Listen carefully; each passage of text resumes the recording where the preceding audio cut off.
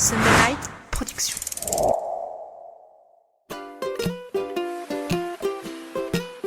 Bienvenue sur Mordu, le podcast des passionnés de glisse et d'outdoor. Mordu. Eh bien, bienvenue à tous. On continue sur la série spéciale Grande Odyssée avec des portraits de mushers. Je suis avec Marion Joly, musheuse. Salut Marion, comment ça va ? Ça va. Il fait beau aujourd'hui à Lens-le-Bourg. On est prêt à prendre le départ, donc tout va bien. Génial. Est-ce que tu peux déjà nous dire, toi, comment se passe la course jusqu'à aujourd'hui ? C'est la 9e étape, il y a 10 étapes. Comment ça se passe pour toi ? En début de LGO, c'était un peu compliqué. On a eu des courbatures, autant les chiens que moi. On s'est dit que ça allait être un peu long. Et en fait, au fur et à mesure des jours, ça se passe de mieux en mieux. Et aujourd'hui, tout le monde a la forme. C'est ta première participation ou tu as déjà participé à cette course ?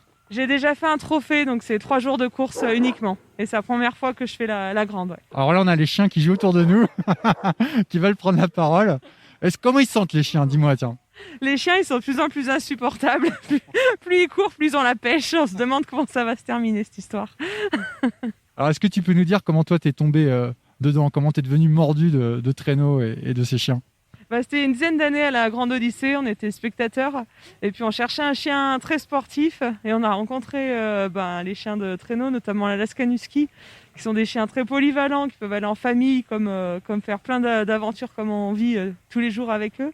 Et du coup on est notre première chienne qui a fait la Grande Odyssée et puis après on a eu ses petits, etc. Et maintenant on a un attelage et on est sur la course. Et pour toi maintenant c'est devenu un lifestyle, tu vis de ça ou tu es une amateur ?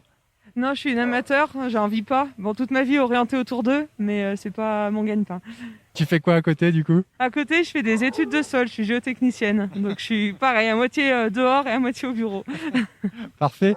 Est-ce que tu as une anecdote, une histoire avec tes chiens que tu aurais envie de nous raconter ? On a vécu vraiment beaucoup de choses ensemble. J'ai un super souvenir sur une grande course comme la Grande Odyssée où j'étais avec un copain, on se chassait l'un l'autre pour pas que l'autre gagne.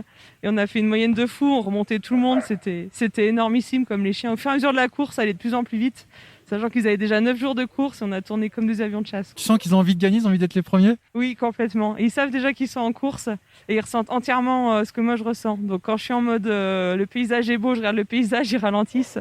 Et quand j'ai un peu la niaque, ils l'ont complètement aussi. Incroyable, ça fait rêver. Bon écoute, on va te souhaiter vraiment bonne chance pour cette 9e étape et puis un grand merci d'avoir partagé ta passion avec nous. Merci.